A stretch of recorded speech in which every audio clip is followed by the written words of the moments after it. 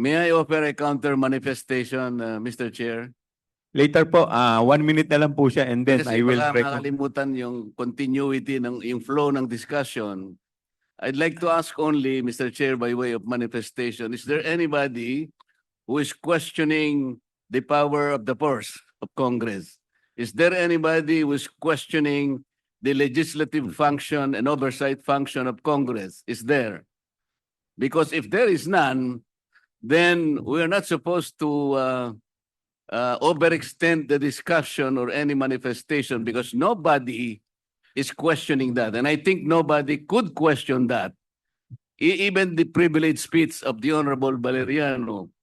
I think the proper question there, the proper title is not asserting the power of the purse. We should not assert it because that power is inherent in us. Asserting or not asserting that power is of no moment.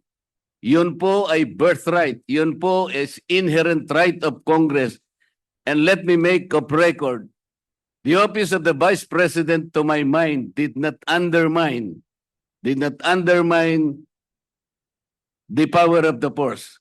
When she personally came in the first hearing and presented herself, including the budget by way of a PowerPoint presentation, she made a presentation, Mr. Chair.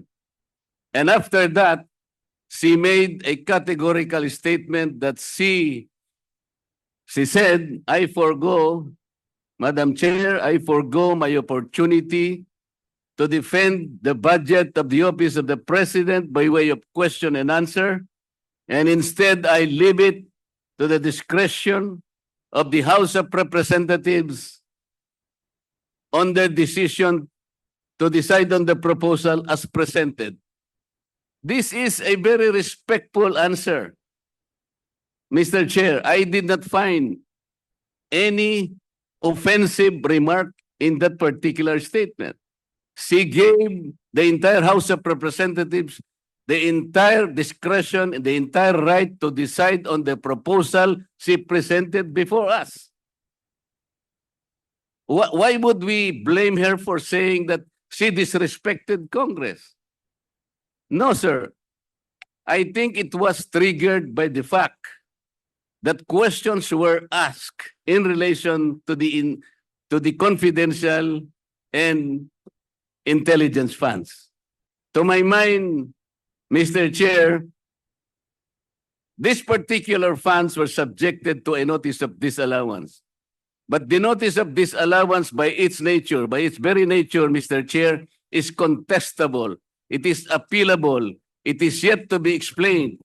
And initially, as explained by the representative of COA, the notice of disallowance suffered by way of supporting documents, by way of non-compliance with certain requisites.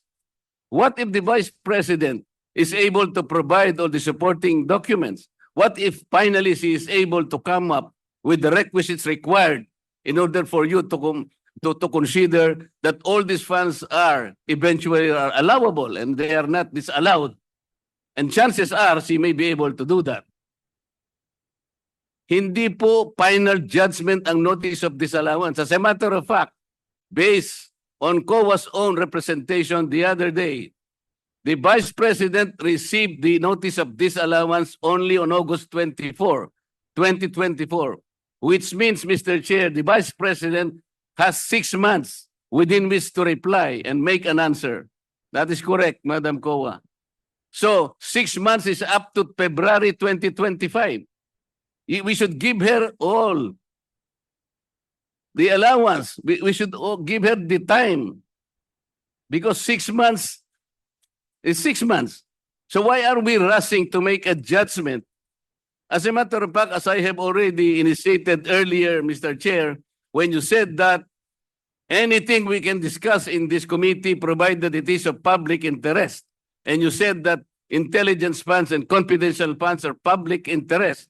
But I said because of our own rules, we should make a prior and preliminary determination that is directly and principally connected to malfeasance, misfeasance, or non-feasance. We have not made that determination.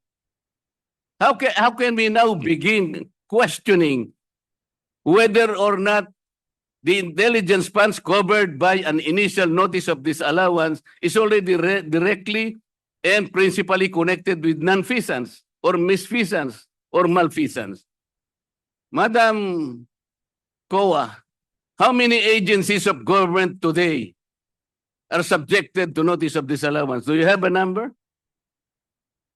How many agencies Mr. today? Chair, With all due Mr. respect Point of to order, the Mr. honorable. That is a question I will leave, and I will Yes. terminate my manifestation, Madam. Yes, but I will, I would like Mr. to Chair, respond. This is still my time. Yes, but I would like to respond to your manifestation, Congressman Marculeta. Parliamentary Let inquiry, me- Mr. Chair. Parliamentary inquiry What is the muna. parliamentary inquiry of the I would Honorable like to Abante? ask the Honorable Marcoleta, is he rebuking this committee? What is the question, Mr. Chair? Are you rebuking this committee? Why am I supposed to rebuke the committee? I am You not. have been saying things for a while. What? You have been rebuking this committee. You are We're saying not- that? We're not blaming the Vice President on this. I Honorable asked the Marcoleta, question. we I asked are the not question. blaming The right This to is very- determine that. One minute, Move to suspension is suspend, declared by the Chair. chair. Move to suspend.